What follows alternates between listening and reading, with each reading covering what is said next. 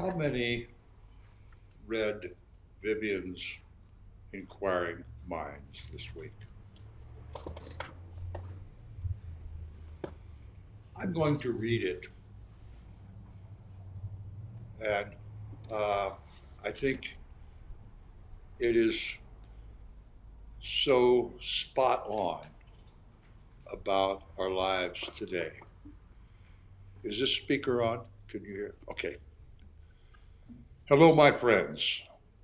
How often have you been in a discussion with a good friend when you both realized you each had a really different perception regarding a concept?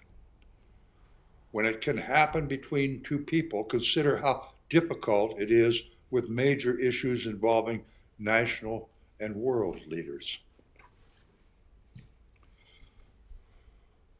How is any issue resolved in order to not create a breach?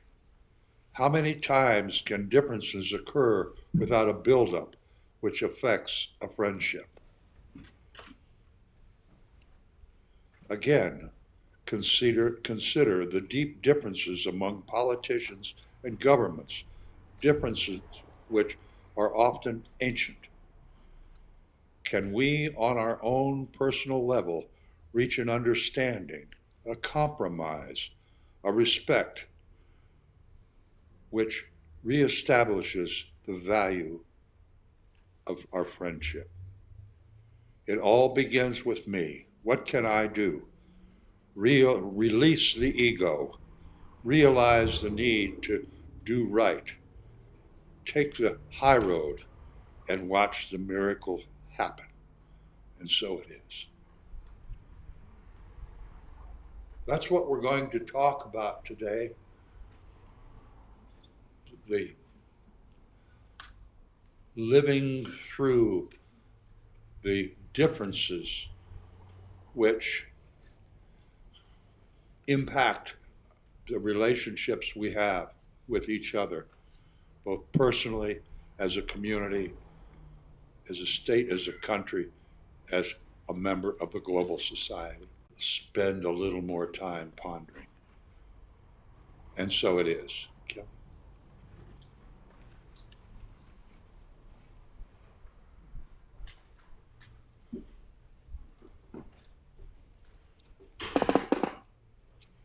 Good morning. I'd like to read something that the English broadcaster of the Natural History series, David Attenborough, wrote, quote, "If you collect 100 black ants and 100 fire ants and put them in a glass jar, nothing will happen. But if you take the jar, shake it violently, and leave it on the table, the ants will start killing each other. Red believes that black is the enemy, while black believes the red is enemy, when the real enemy is the person who shook the jar. The same is true in society. Men versus women, black versus white, faith versus science, young versus old, etc. Before we fight each other, we must ask ourselves, who shook the jar?" End quote. After reading this, my first thought was to blame the misinformation that is harming us politically, physically, and spiritually. Easy to blame others, isn't it? The next thought was perhaps we are each shaking the jar with our own negative thoughts and judgments. I know that I'm guilty of strong opinions, but if these opinions are shaking the jar, what good are they? As Patrick would say, this is something to ponder.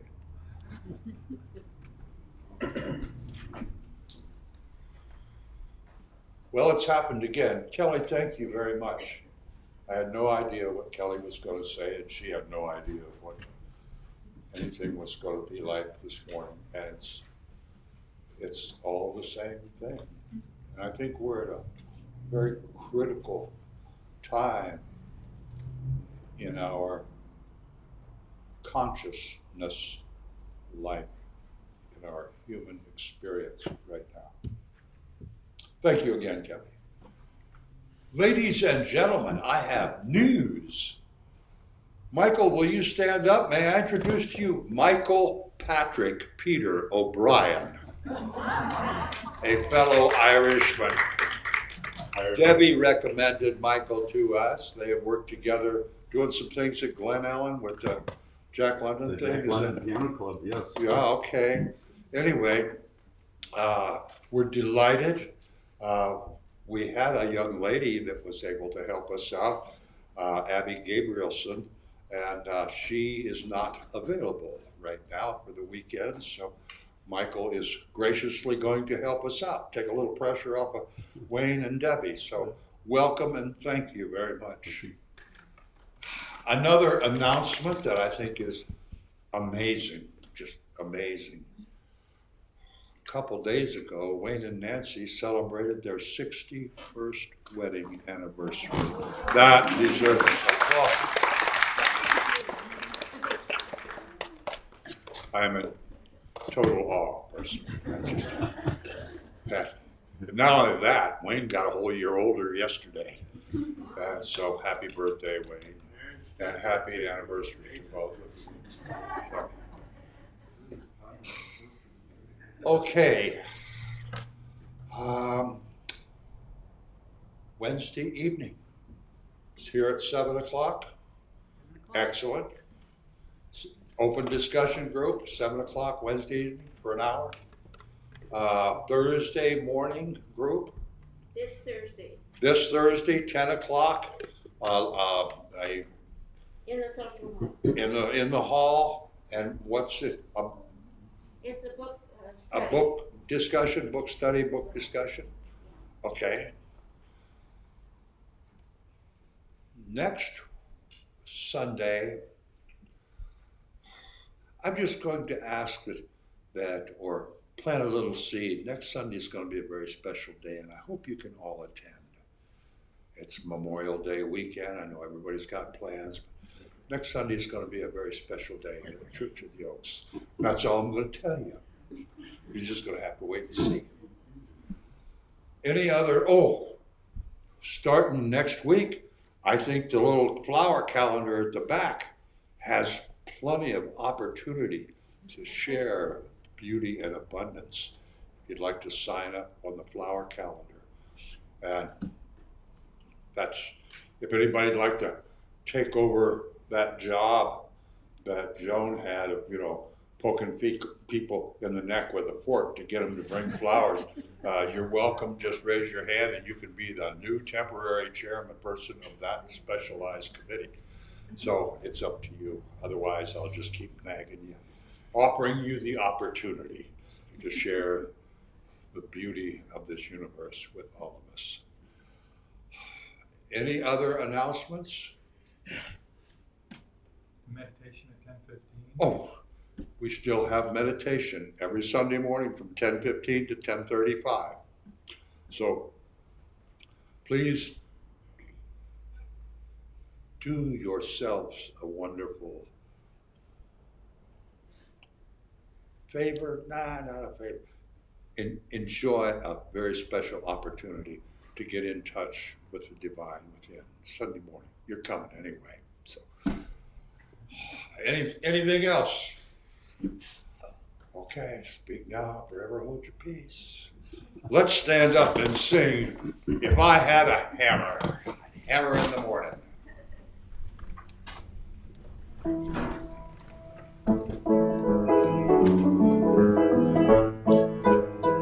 If I had a hammer, I'd hammer in the morning, I'd hammer in the evening, all over this land. I'd hammer at danger, I'd hammer at warning, I'd hammer at love between my brothers and sisters, all over this land.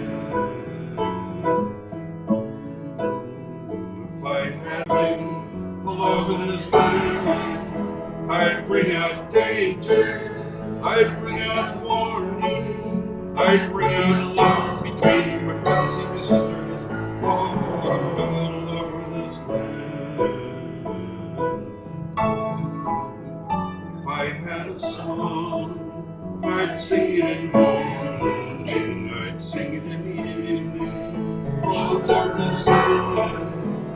sing out danger, I'd sing out warning, I'd sing out love between my brothers and my sisters all over this land. Well, I've got a hammer and I've got a bell, and I've got a song to sing all over this land. It's a hammer of justice, it's a bell of freedom, it's a song about love between my brothers and my sisters all over this land. It's a hammer of justice, brothers and my sisters all over this land.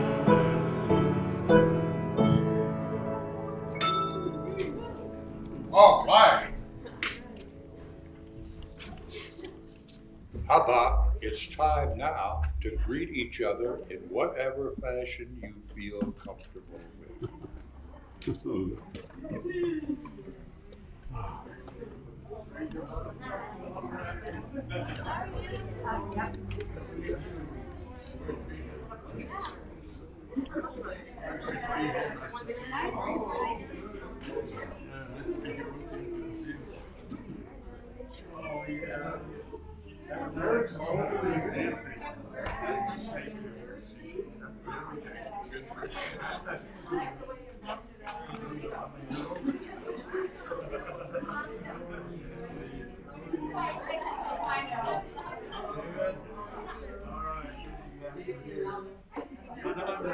Such a good job with that bell.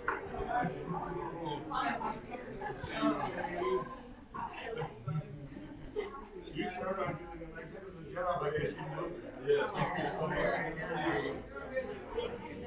Thank you.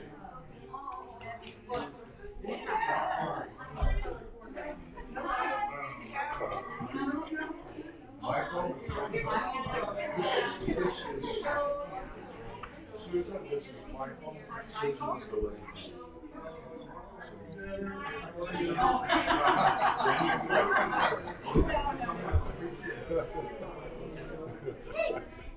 Yes, that's important. It's one name you want to remember. Yes.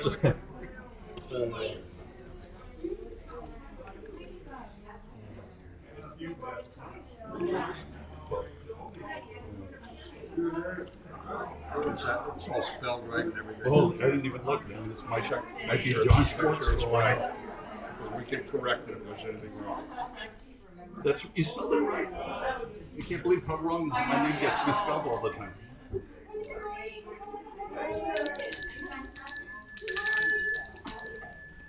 Yes.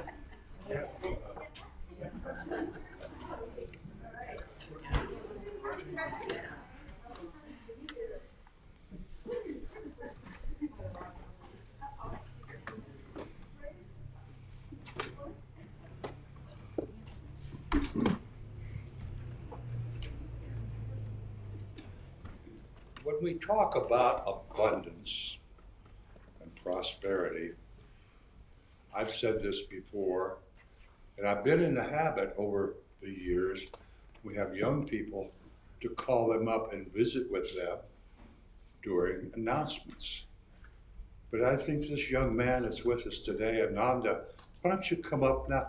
Because this is one of the most valuable bits of abundance that we have as this community. Is this young man and other young people like too?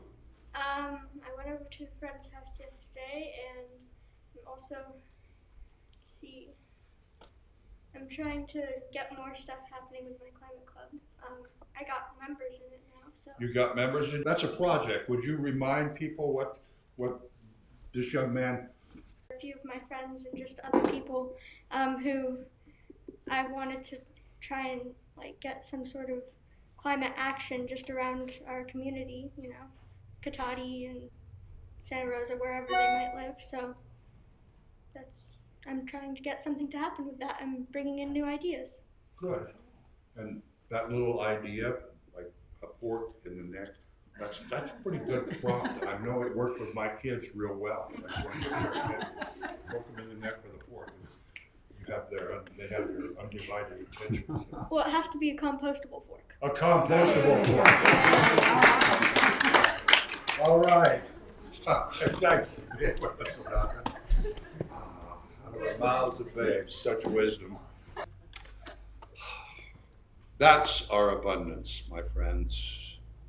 It truly is. And may we all have gratitude that each one of us can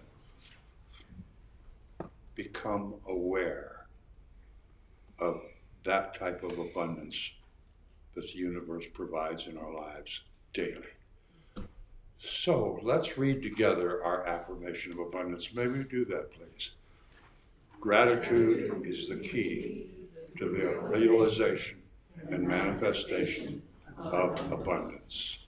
May we ponder that for a couple of moments,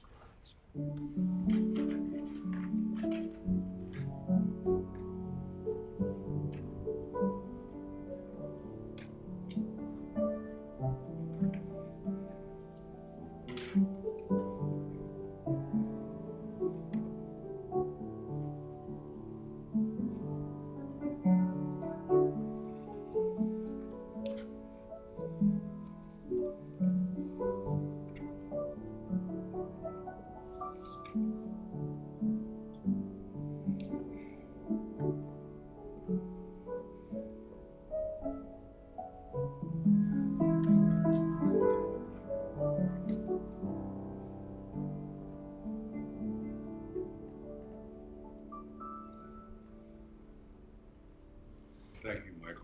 That was very beautiful.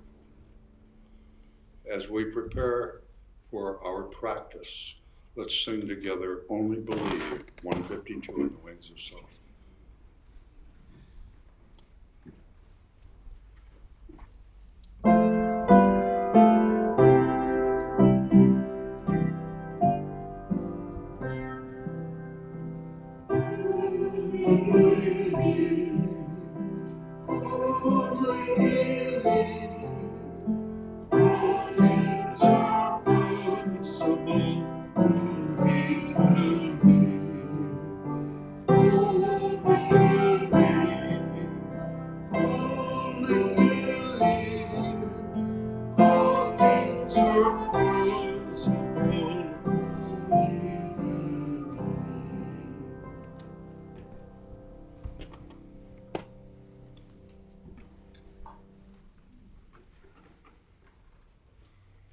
Good morning.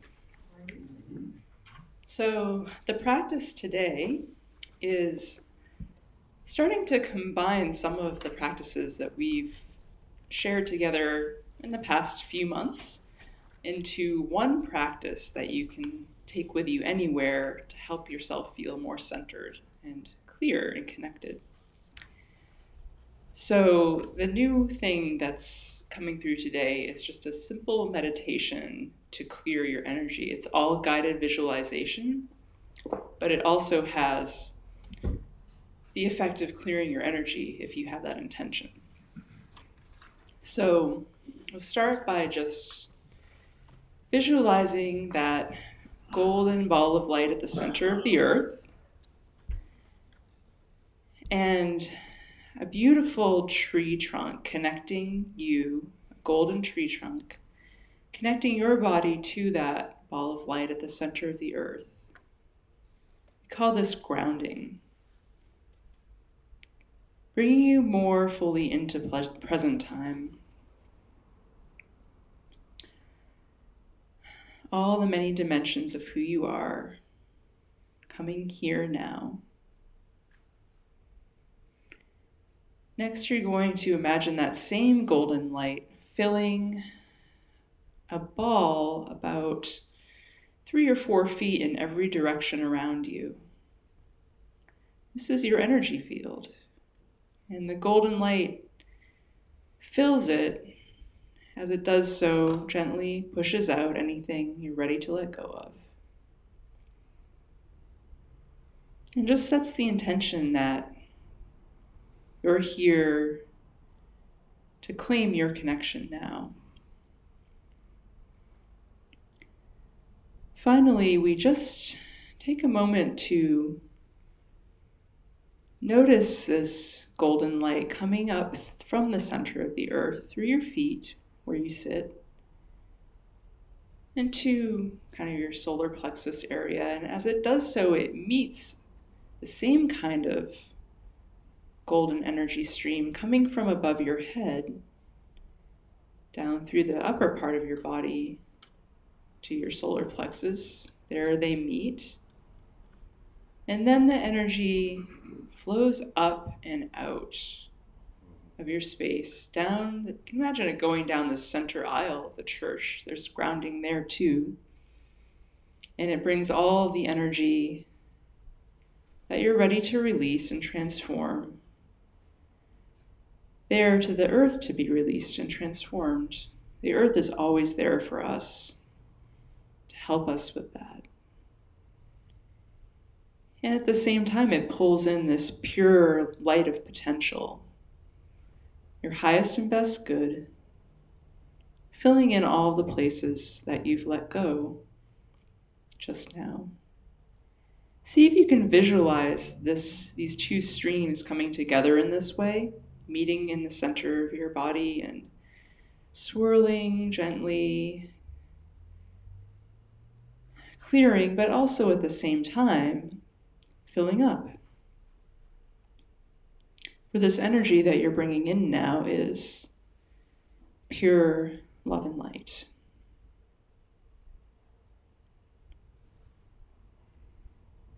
Just let that flow continue now for a couple of minutes. Notice if there's anywhere in your energy field where you need to send it a little more consciously. Often there are areas in the back of our energy field that we're less aware of.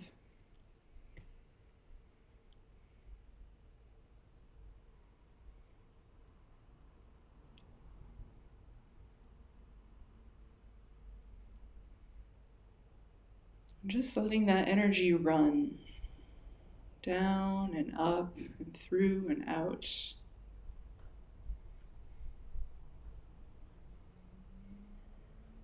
And there's a gold dust, a strong form of protection. It's getting stronger all around your space, helping you hold this place of presence, clarity, and connection as you go through the rest of your day.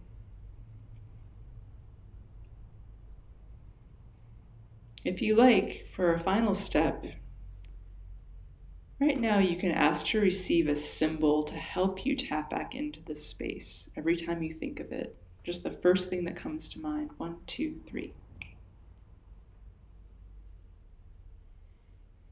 Just see where to hold that in your energy.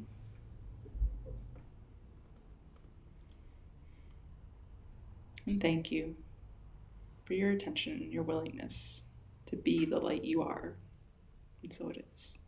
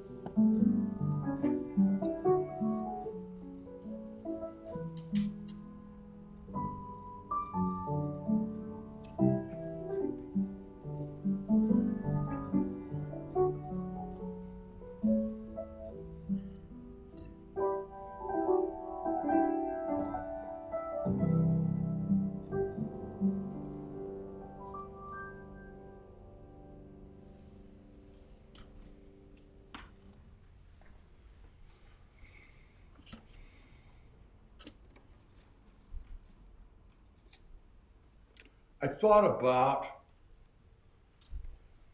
the message this morning a lot, starting about 3 weeks ago. And I just kept thinking, how can we heal the soul of America?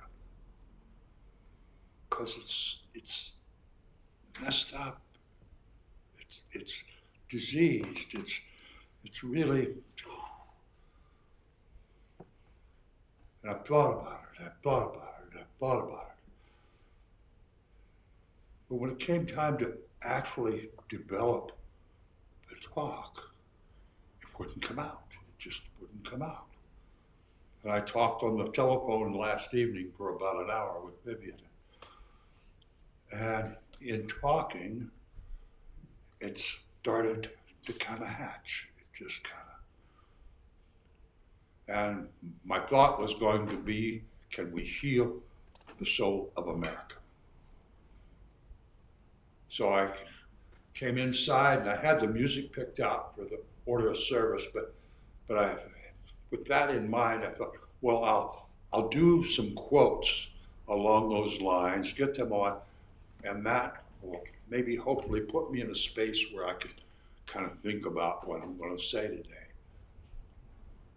So I just typed into the computer, healing the soul of America. Quotes. Bingo. I remembered in 2000, the year 2000, I was so involved and so enamored with Marianne Williamson, and she published a book in 2000 called Healing the Soul of America, and I read it back then. And you might want to give it a read. It's a great read. She's a very insightful woman. But what I came up with was, yes, that's what we seem to need right now is a healing of the soul of not only America, but all of humanity. And I think the question here is, can we actually do that? And I remember a George Carlin clip that he did. This was not long before he passed. He said, you know, we're worried. He said the tree huggers and the environmentalists, they're worried about our species coming. He said, for as long as they've been keeping track, like 25 species go extinct every day.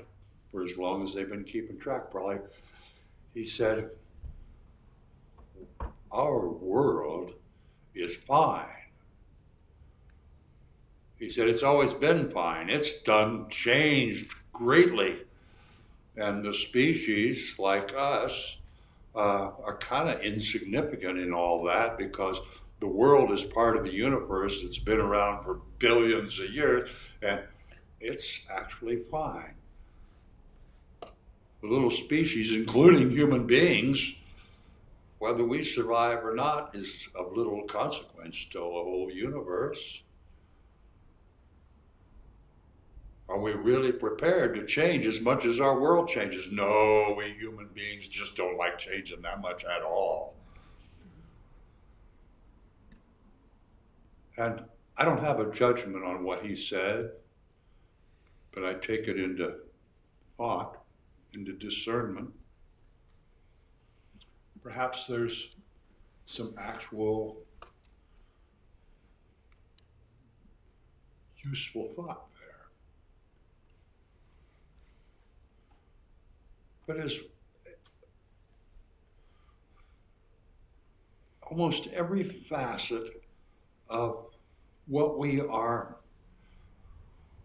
presented every day from the media, from the news, from our fellow human beings, has become confrontational, or us against them. I watched a very interesting lecture a couple of weeks ago. It was 4 different experts in different fields about the challenges that we have sociologically and economically in this country. And one of them being racism, another being the confrontation at almost every level. And there was one person on this panel that was a senior rabbi, like my kind of senior, like a lot of gray hair, a lot of years of living. He said, you know, our world doesn't have a lot of balance that it needs. He said, our economical structure is all about competition and win-win and make money, make money, make money. And he said, our government has become, instead of collaborative with different ideas and thoughts, has become adversarial. It's us against them, the left against the right, the reds against the blues. And virtually every facet of our society has become adversarial. He said, we need to add back into our daily menu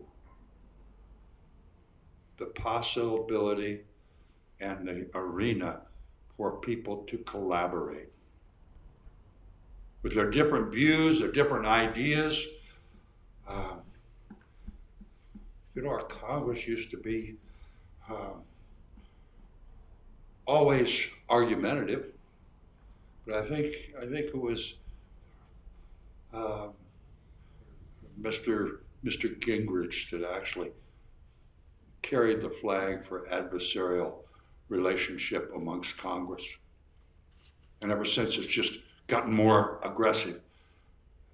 And there is no rhyme or reason, there's no right. It's like, we're right and you're wrong. We're right and you're wrong. And it creates a chaos that is very disturbing to society. It creates a chaos that is very disturbing to the entire globe. And how can we fix this divide? I'm not so sure we can. I don't know. I don't know the future for our species. I don't know the future for our planet or this universe. I really don't know. But I'll share with you what I do know. I do know that every single one of us possesses within our own person the power to transcend the adversarial relationships that seems to be going on all around us. Every one of us can transcend that and put on a raincoat and keep it out of our personal being, the peace of our own interior self, our inner peace. I know we can do that.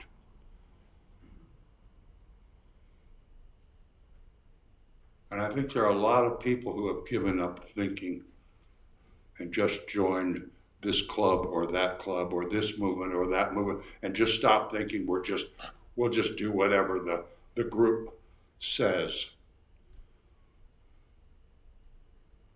And in that, there is no freedom. There is no peace. Because most of that activity, most of that mindset is adversarial. It's filled with crisis and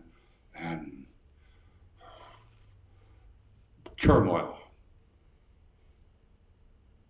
But each one of us has a center that is peace, that is free to think,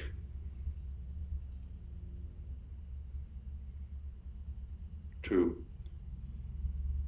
realize the peace and the joy that we can create.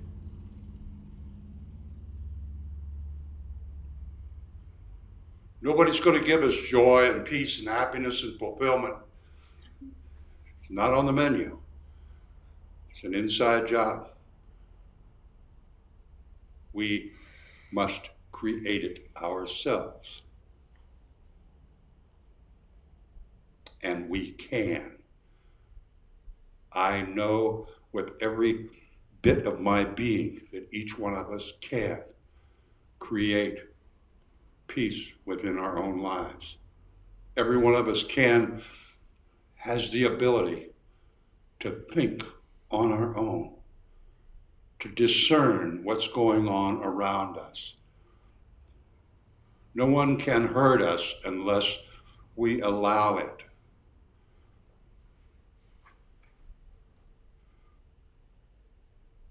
Martin Luther King and Gandhi both said, and maybe who knows where they heard it.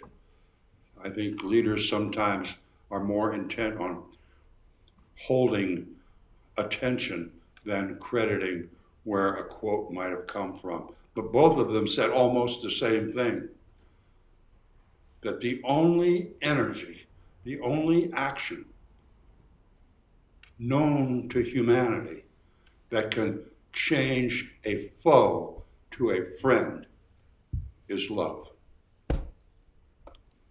That's the only thing that can do it. And every one of us came straight from the factory with a whole truckload of love. Every one of us. And we can keep it in the closet, save it for a day when we really need it, like we do our money and maybe our decent words.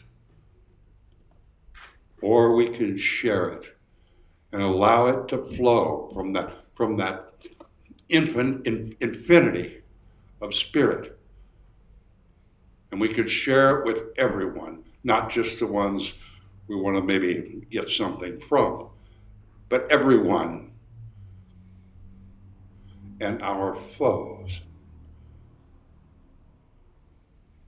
I don't know why we have to determine people as a foe or an enemy, but it seems to be a habitual trait that all of us human beings have.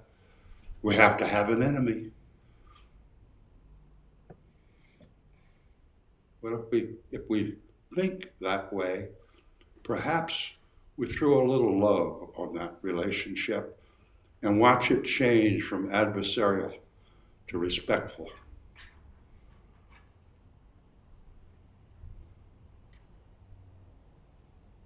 But I don't really know, I have no idea if we can heal the soul of America, if we can elevate the consciousness of America to where we can all live together in a peaceful state. I don't know if that's possible, but I do know it's possible for you and you and you and you and me and you and you to share our love, to create peace and freedom and joy and fulfillment and satisfaction in our own personal life. And the rest of the whole world may catch fire, and our species may go away. Who knows? But in the meantime, why not experience the joy of respectful, caring relationship? Why not experience the peace from the lack of anger and hatred in our lives, and in our thoughts, and in our hearts? Nobody's going to bring a bucket full of that over to us. They don't need to. We were born with it already inside. Just to take advantage Grab a hold of that big tree and let it connect you with our source of self-love, of love for each other, our source of intelligence and wisdom and courage to stand and look at everyone around us and say, I love you. I respect you. And I honor the love and the peace that is inside of each of one.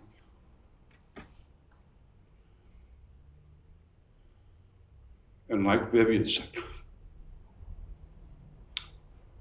we do that. Just stand back and watch the miracles happen. The last song we're going to sing today is This Is My Song, Finlandia. We're going to sing the first two verses. And this is how human beings throughout the world,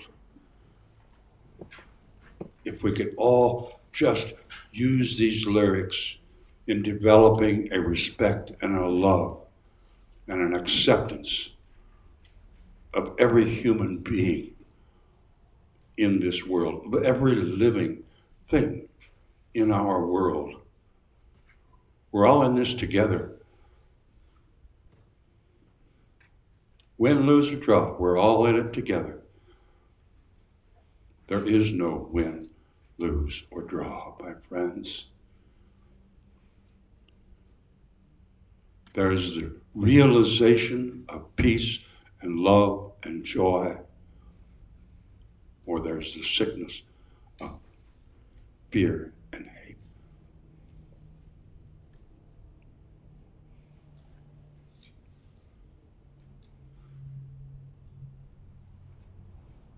Namaste. Namaste. Namaste. Let's sing. This is my song.